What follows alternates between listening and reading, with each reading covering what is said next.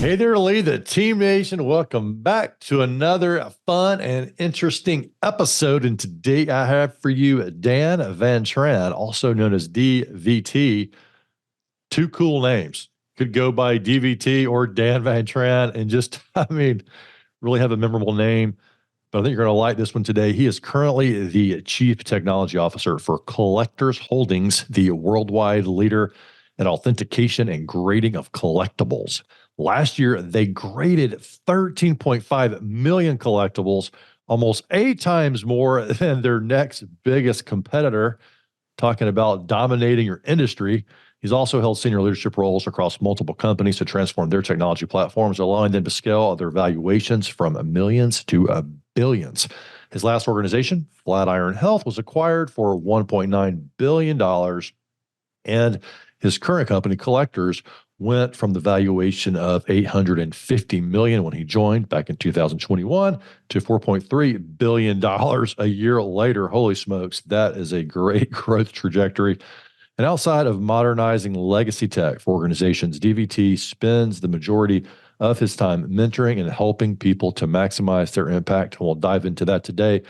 Although technology is the enabler of disruption, you need to have the right set of people to leverage those tools effectively, which has been a mantra for DVT. He's been helping people to carve career paths that allow them to make use of their best strengths. And most recently working with Raritan Valley Community College in Central New Jersey and Cornell Tech in New York City. DVT, welcome to Lead the Team. Thanks, Ben. It's awesome to be here. Man, and everybody, listen to Dan's mic. Well, I said Dan, I'm DVT. I guess I can call you either one. Yeah, either one's great. No, this is the impact of having a great mic, though. Man, his mic sounds even better than mine. Oh, my gosh. So DVT, let's start by what is going on in the world of collectibles and why do you need a CTO and what the heck are y'all doing to grow so fast? Yeah, so the world of collectibles is an interesting one. It's one that's been relatively untapped by technology. You have a lot of these people who are hobbyists, collectors, who wanted to build up these businesses, and so they taught themselves how to build websites and build some of these the companies that use technology to help it to scale and grow. However, they aren't technologists by trade. So like most of these other industries, it was ripe for disruption. Suddenly you see a lot of technologists come in, and that's where the boss, the CEO, Nat Turner, as well as a whole bunch of us, we came in to start to disrupt the industry. As a collector myself, I really saw the opportunity because I was using a lot of these tools and really wasn't happy with what existed out there. And so I really wanted to go in kind of selfishly for myself and build up this world so that I could leverage some of these cool tools as well as the other collectors. So sort of at the heart of it, how is technology transforming collectibles? A lot of the problem with the technology that exists today is that it really, for collectibles especially, you go to a website, you often still have to print out a paper form, or you have a lot of janky behind the scenes work that's still paper, printouts, etc. And so a lot of the transformation really has been relatively bare bones table stakes for most other commerce industry type companies. So a lot of it really so far has been modernizing the process for which you can send your collectibles to be graded and authenticated. A lot of the websites themselves need to be modernized, and a lot of the actual internal operations need to be modernized as well.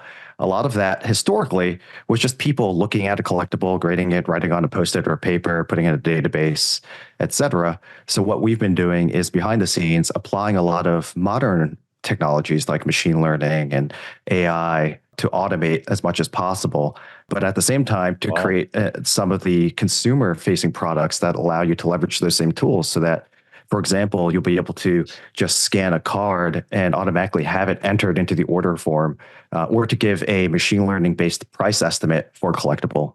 And that problem's super interesting in and of itself, because as a collector of collectibles, you don't quite know what the value is of what the collectible you have is. And so that's like why Antiques Roadshow and all those sorts of shows exist. You have all these experts who can take a look and give you an assessment. But if I am just a guy who goes out to a card shop and buys a pack of cards, and I want to know, is this card worth anything? It's really actually hard to figure that out. And you just Google things and look on eBay or other things like that. But what we developed was technology that can actually use aspects of that card and then determine based on the attributes what the value could be based on a lot of different factors, the player, the team, the industry, the economy, and it will just then be able to predict what the price is at the current point in time.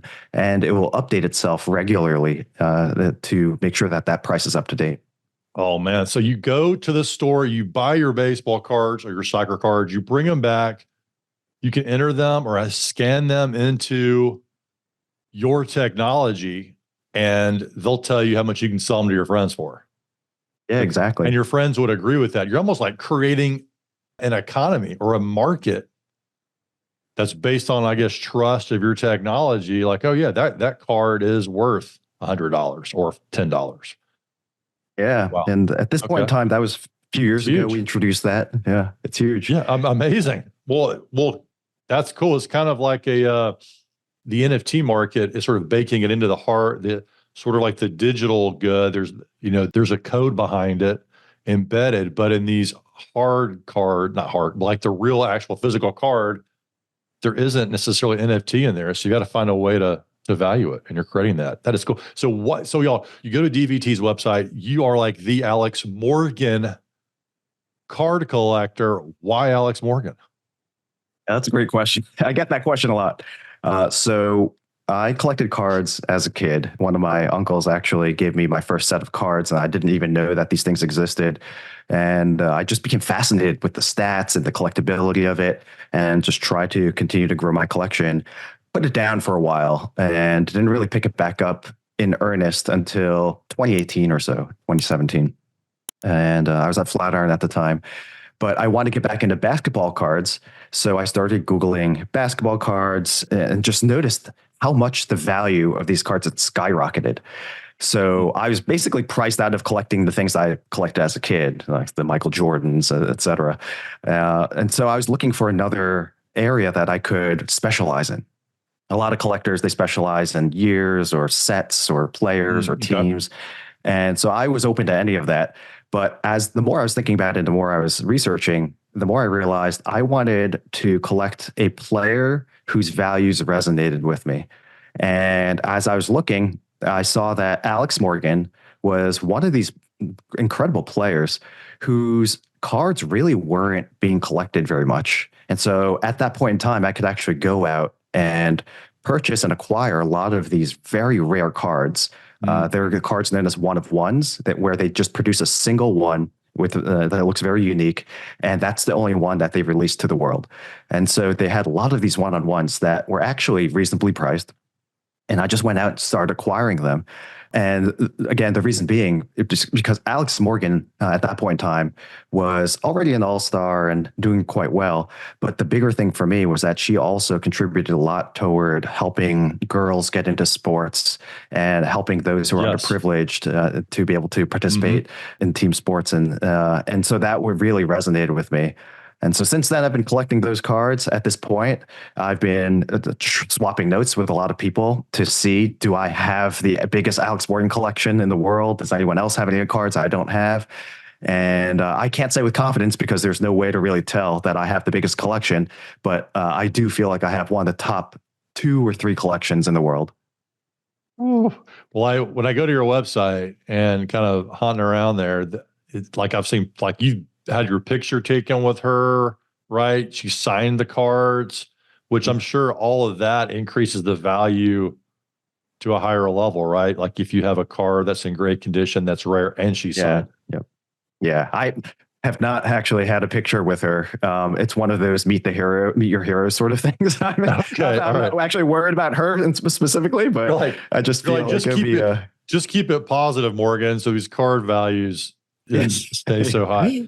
Yeah, and exactly. For the listeners that don't know her, Will you give us just a Yeah. recap so people realize her significance in the sporting world? Sure. So Alex Morgan is essentially like the Michael Jordan of, I can't say that. There are been a lot of amazing female players, but for my era, she's like the Michael Jordan of the women's soccer league. And so she started her professional career in 2011 and played in a bunch of World Cups and the Olympics, and has always been one of the top players. She is a striker currently with the San Diego Wave. But she is one of the prominent female soccer players in the world, probably one of the most identifiable worldwide, and just a phenomenal role model for girls and women everywhere. Do you ever share what the estimated value of your card collection for Alex Morgan is? I'm afraid to actually assess it because I know what my wife would probably say. She knew how much sell it immediately, or how much they're worth. Yeah, exactly. We could use that cash. Yeah, exactly. But I think that just looking at one-off cards, I do have a few cards that I purchased for maybe $100 to $200 that are probably now worth between $2,000 to $4,000. Wow! So pretty big jump. Yeah. So, and we're going to get off this because I know there's so much more to explore. But I think for our listeners, it's really interesting. If you got an executive who's like, you know what, I'm interested in collectibles. I don't remember a lot about how or what to do or what I should do next or how to go about getting back into it. Because one thing I hear is if you enjoy this kind of thing, it could be a great pastime, but also it could be an income diversification strategy for you, for like playing the long game. Where would you recommend they start? Yeah, I think you hit on a great point there where a lot of it is about where you're interested or where you're passionate. Yeah, so basically, if you are interested in anything, any sport, any hobby, any activity, there likely is some sort of collectible for you. I was just recently, yesterday was the Super Bowl. I was talking to a few friends, and one of them, they started collecting coins. And they were telling me about how there are these coin collectors who actually go out and collect pirate treasure that's been reclaimed over the years. And so you can actually go out and find these coins that are hundreds, thousands of years old, and that's what they collect. And so even if you didn't even know you're into things like that, the historic significance of some of those things are amazing. But so a lot of it is just start with the things that you're passionate about. You can go onto a lot of these sites like golden auctions, like heritage auctions, like eBay, and just start seeing what's out there that's related to that. And you'll be amazed to see for Disney collectors, they actually have been selling off parts of the original Disneyland, the actual rides. It's incredible. But so you can actually, no matter what your passion is, likely find a collectible that resonates with you. All right.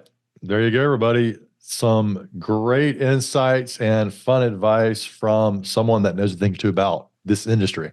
My goodness. All right. So, and before we go to the next topic, chickens. So I go your website and you're posing with chickens. Now, what is it? What are the chickens about?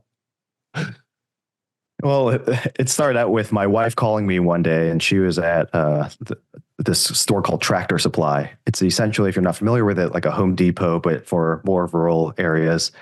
And one of the things that they sell in the springtime are chicks. So my wife calls me and she says, "Hey, I'd love to bring home some chicks. What do you think?" And I was in the middle of a meeting, and so I was just like, "If you feel it's right, then you can take care of them, sure." So that started our chicken side hustle, where we basically just have a few chickens that we keep in our little home farm, and they produce a lot of eggs that we just give away to our friends and neighbors. But both of us really love animals, and so it's hard for me to turn down when she wants another animal. The other thing that she's into are horses, which that one is a little bit easier to turn down because there's these giant creatures and whatever. Yeah, but chickens, and actually, chickens have turned out to be one of my favorite pets because they actually, surprisingly, are very affectionate. Just this morning, I was out laying the dog out, and all the chickens ran up and wanted to be pet and hang out with me. They're extremely affectionate. You would never know that.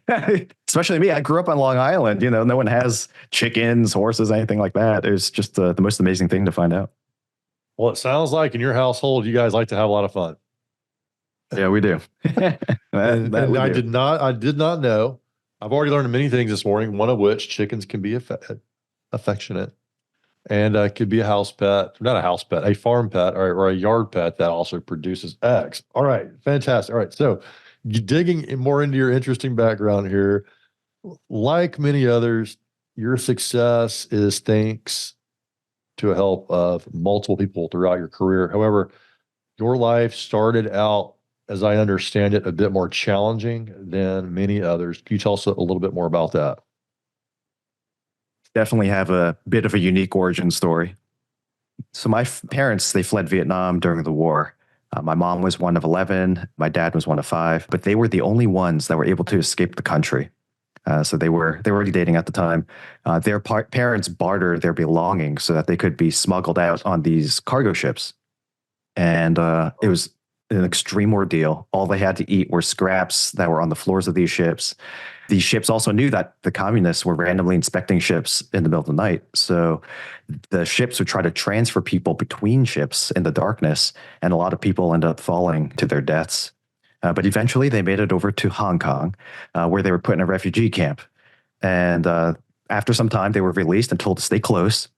They were told to find jobs, so they went out and found jobs working on assembly lines, putting together transistor radios and things like that. The refugee camp then called back, told them that they were eligible for relocation to a neutral country. They were asked what country they wanted to move to. Their options were Canada, the US, Australia, Switzerland, etc. And my parents chose the US because they actually had family in Oklahoma. So they decided, yes, the US sounds great. They packed up their belongings, which fit into one suitcase each, and headed over to the US. As they got closer to the airport and the plane was starting to come down, they started to see this beautiful skyline with huge skyscrapers, and they were so impressed. They were like, wow, this is amazing. When they landed, this Vietnamese nun comes up, greets them, and she was saying, welcome to the US, welcome, welcome. They said to her, wow, I did not realize that Oklahoma was so built up. She laughed and she told them, this isn't Oklahoma. This is New York City. You were sponsored by a group of 3 families from a Catholic church on Long Island. So Surprise. Yeah, surprise. But those 3 families, they actually helped my family from the very beginning. They helped my parents to build new routes. One family housed my parents. All 3 of them combined to contribute to help them learn English, find jobs, etc. And so, and I was born a few years after that. And growing up, most of the things I owned were either church hand-me-downs or gifts from those families. So I learned early on that I need to make the most of the opportunities people were creating for me, because they were giving up a lot in order to try to help me and my family. And that's really helped me a lot in terms of navigating my personal life, my career. It's also helped me to find opportunities where others might feel blocked. And so that's been very helpful. Throughout my career, I've been trying to take that good fortune and pay it forward to others as well. So helping to create career transition plans and programs at my companies, mentoring underrepresented groups on how to make a bigger impact with their careers. And as you mentioned earlier, more recently working with my local community college, Raritan Valley Community College over here in central New Jersey. I definitely feel grateful for all the opportunities that people have gave me that allowed me to get to where I am today. And so I want to make sure that I continue to give others opportunities as well. What an inspiring story. I mean, and powerful in so many different ways.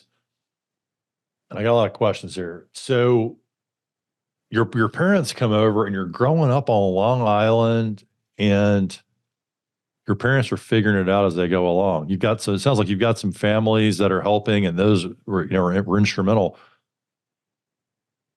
Do your parents get jobs immediately in the business world? How did they make a living initially coming in? Yeah, so I'll tell you where they ended up when I started having memories and being able to know where they were, and then what they told me about all the different things that they did before that, because it's really a fascinating journey, and really actually helped me to shape my professional career too. But so when I was born, my father was an electrician. He was an electronic field technician or something like that. But he was basically installing new outlets and phone lines and doing early days of telecom. My mom worked with nails, and she just really loved. It was actually, by her own confession, something that in Vietnam was seen as just a normal job. But coming here, she saw how it wasn't seen as prestigiously, but she still really wanted to do it, and so she did that. But that's what they were doing when I was born. Prior to that, they were just working odds and ends, and so they already had a bit of experience working in factories. So they started doing a bit more of that work initially, just working on assembly lines and whatnot. And then my father started to branch out a bit more, and he worked as a chef in an Italian restaurant. He worked as an elevator engineer, just doing some repair work. Started building up a lot of the skills because he did have that baseline of electronic knowledge and was really more of a technical minded person. It's where I get a lot of my technical mindedness as well. But they just worked odds and ends. But a lot of that, they did have a goal in mind of something more that they want to do. And so my dad knew he wanted to continue to work with his hands, but get deeper into doing electronic work and doing more of the end-to-end, setting something up, configuring it, and building these larger systems. And so he started building up smaller skills along the way to be able to get a job that allowed him to do that. And then my mother, what she wanted to do was become more of a holistic beautician. And so she later on went and got her hair cutting certifications as well. And so that way she could be a full-on stylist and just a general beautician. So it sounds like they were thinking bigger for themselves right from the get-go in terms of, hey, this is what I got to do today, but what do I need to do to grow, to build? And how did that, because I'm really curious, because the people that rise to the executive suite who already have parents that are sort of in that business mindset, they're already executives, it's probably a little easier to see yourself going into that. But I'm really fascinated by someone who doesn't necessarily grow up with that, but yet goes so far beyond in the executive world. What were the I guess catalysts for that for you? I actually, even not that long ago, I didn't know if I'd want to be an executive, especially someone in tech. You're used to building things. And so a lot of where I started, I just wanted to make the biggest impact I could, to continue to be fascinated with the work that I was doing, continue to grow my skills, but to constantly feel challenged. And so I didn't really think, oh, I want to be a CTO someday or an executive someday. I just thought I want to make the biggest impact I could. So when I started out, I actually really liked programming. I really liked coding, but I didn't actually have a computer at the time because, as I mentioned, we grew up kind of impoverished. I did, fortunately, go to a private school on a full scholarship. And what the private school had was a bookstore where they sold not just books, but things like graphing calculators and other academic related things. And so I noticed that one of my classmates, they actually had a TI-82 graphing calculator. And they were playing a game on it, though. And I was like, wait, this is a calculator, but you're playing this racing game on it. How is that possible? So I asked him, hey, I would just love to borrow your calculator over a weekend just to understand how the game works. And he said, sure. And so I took that graphing calculator, and over the weekend, I just analyzed the code that was behind it because the graphing calculators, actually, they make it really easy to do that. So I was just using that, looking at it. I'm like, that's fascinating. So after that weekend, really wanted to just get deeper into teaching myself how to build games like that. And I came up with a plan. The bookstore, they would charge my parents and send them a bill for everything that I bought over the previous month. So if I timed it right, I could charge the graphing calculator and get myself essentially 28 to 30 days to figure out what to do with it, try to justify keeping it before my parents would see the bill and try to force me to return it. So I went ahead and did that. And one of the things that I did was actually try to figure out how to code up a baseball game where basically the ball will be thrown to you and it's just the timing of hitting a single button. And then you get a single, double, home run, whatever. But I just iterated and kept learning and looking up. Back then, the internet really wasn't too much of a thing, but I looked up whatever internet resources I could using the school computers, read through the manuals, and eventually was able to code up a relatively simple game, run it by a bunch of my friends, and they were all really enjoying it. And so I figured, well, okay, well, here we go. The beginning of my programming career. So then my parents got the bill and they were fuming, as you would expect. But when they saw the bill, they asked me, so what's this? What's going on? And so I explained to them, well, I want to learn how to code. We can't afford a computer. This calculator, I know it's $130 and we don't have that much money, but I really think that this could be something where it really could help me to go for a career in this sort of stuff.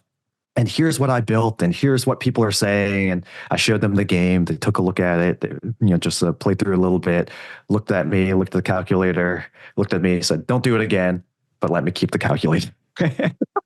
And so from then on, I just realized, like, sometimes if you take chances, like, I just knew that I would, especially after building that game, I knew that I could do much bigger things and do more with it. And so I think that really was more of the mantra behind what helped me to get to where I am today. And looking at my parents is the same thing. They knew that they could do more, that if they stayed in Vietnam, that there was only so much that they could do with their lives, and they wanted to do more.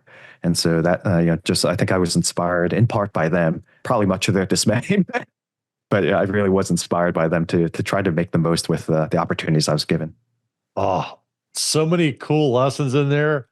And so it's interesting. You're like, yeah, but my parents helped me see more just by what they role modeled for me in making that, harrowing trip from Vietnam to Hong Kong to New York, or actually to Oklahoma, which they thought was to Oklahoma. It ended up in New York City. And you saw like that came through with the calculator, like where there's a will, there's a way. And I think there's something to discovering that in life, but especially discovering it when you're young. And, as a child, and channeling that ingenuity into that calculator baseball game, which my daughter is going to get a real kick out of whenever she hears it. She has a graphing calculator now. That's awesome. Man. Yeah. So good. And yeah, here you are, a CTO now. Man, incredible. Yeah. So tell me about the biggest challenge you faced trying to shift team culture. And I suspect that you've probably had to do that a few times. But when you think about culture, how are you addressing it with your team? So this, back at Flatiron Health, which was an oncology tech startup, if you hadn't heard of it, I really had a huge management challenge there. There was this tight-knit team of 10 engineers from a recent acquisition that the company had made. And I was tasked with blending them in with the rest of the engineers so that it felt like one cohesive team. There were a couple of things to keep in mind here. One, I had been there for just about a year. This was my first management stint there. I started as an individual contributor again because I wanted to learn the tech stack and just what the health tech startup space was like, because I was coming off of 10 years of being a VP, associate director at a fintech company. But I felt like I really needed to understand what it was like developing there. So I started from the ground up, came back. This was the first challenge that they gave me. Like, hey, you want to manage? Fix this problem.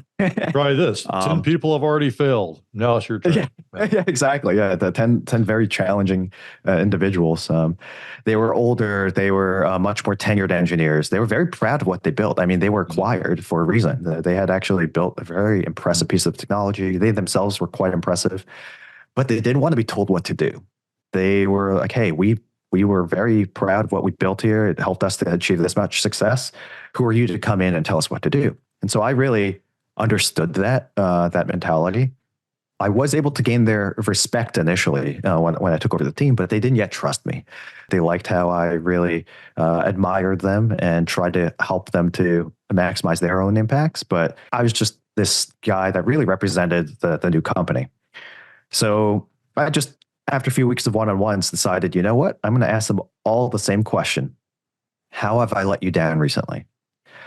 And the reason why I wanted to ask that question was because I knew it would disarm them. They would be surprising, unexpected, but also authentically genuine and humbling.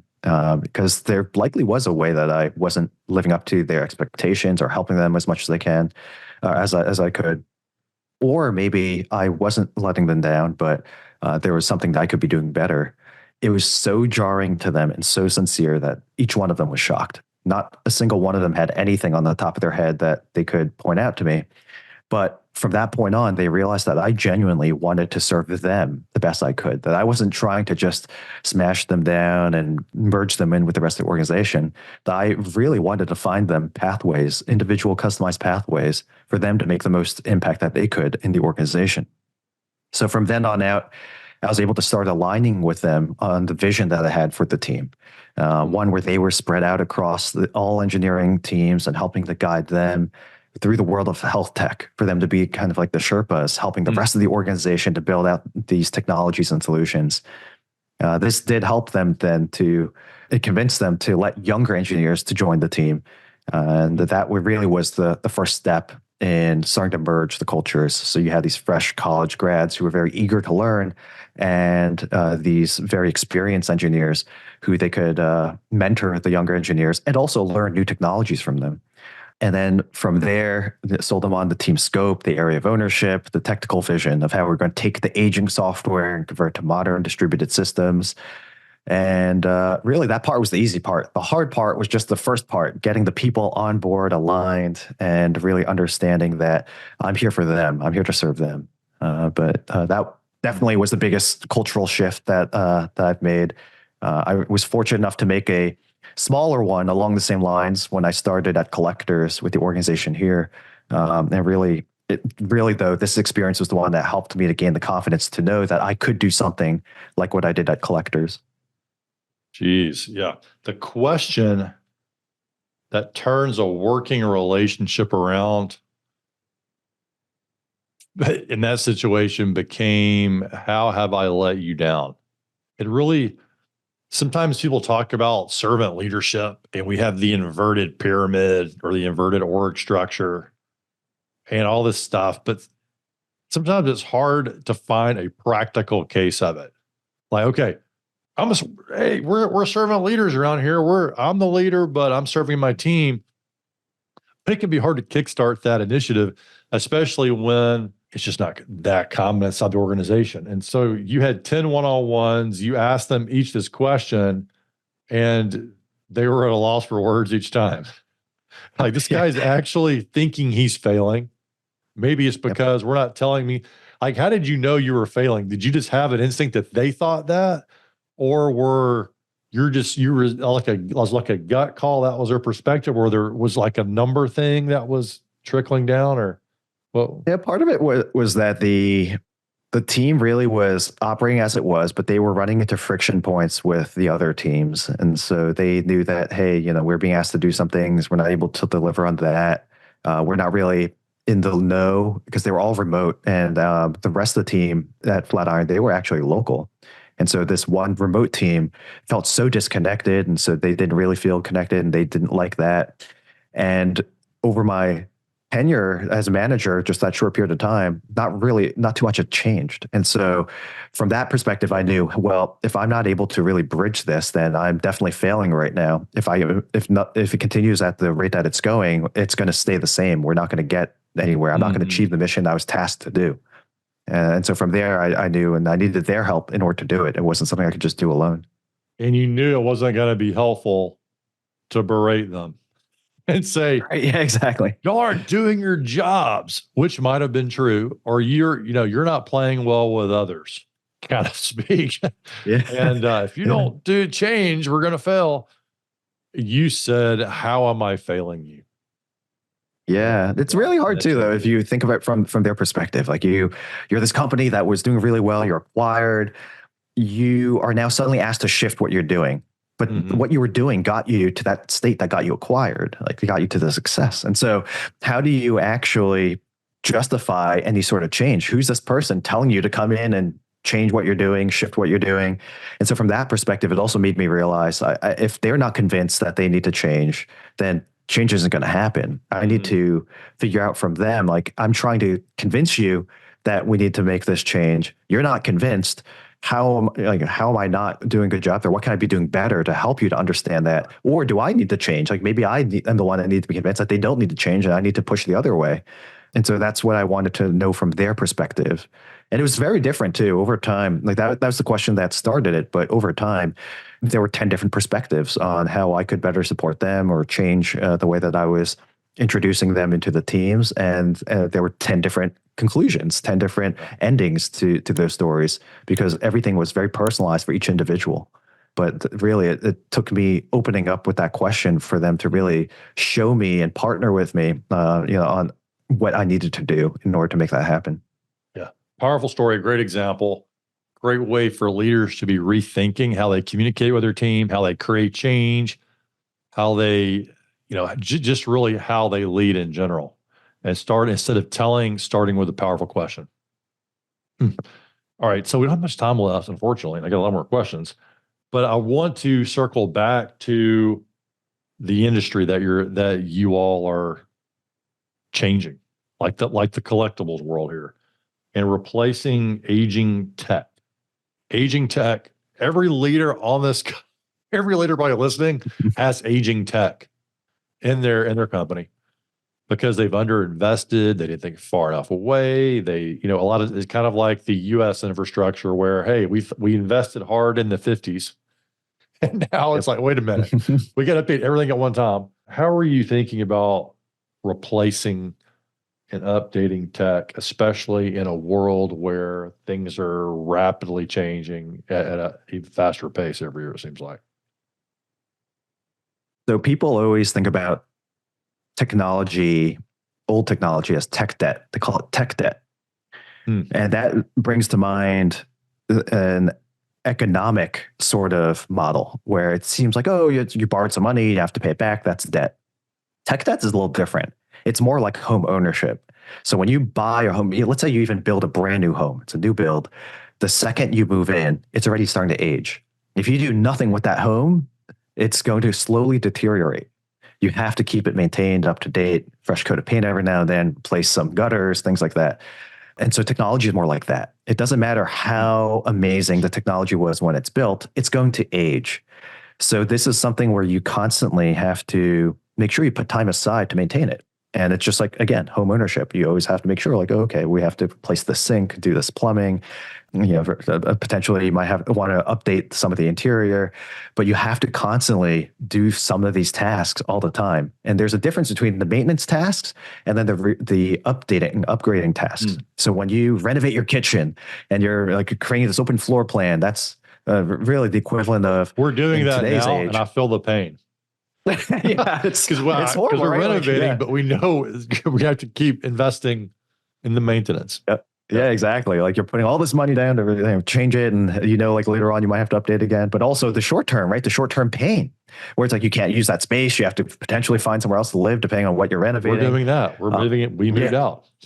Oh yeah, that's such a painful short term experience, and you try to make the best of it. But so for tech, what you try to do is, instead of having those big periods where you have to then move out of the house for a period of time, you try to pay it down in small ways constantly. And this allows you to really build the foundation for the future constantly. But it requires you to actually have a vision for what the ideal state of technology should be at any given point in time. And that changes year to year, every 5-10 years, certainly. So what companies should be doing, especially at this point in time, to your point, where it's a pivotal time when machine learning, AI, it's starting to come to fruition, companies should be thinking about my technology stack today, the way that the architecture looks. If I were to throw it all away and start over, what would it look like today? What would I expect to be there? How would I organize my teams, the technology, the products, the services?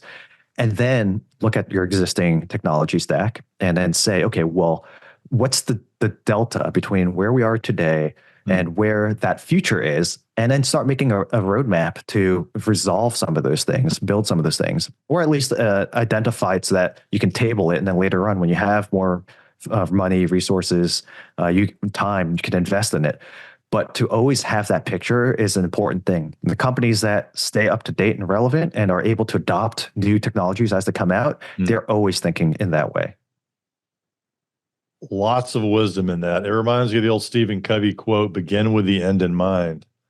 And in tech, it's so easy.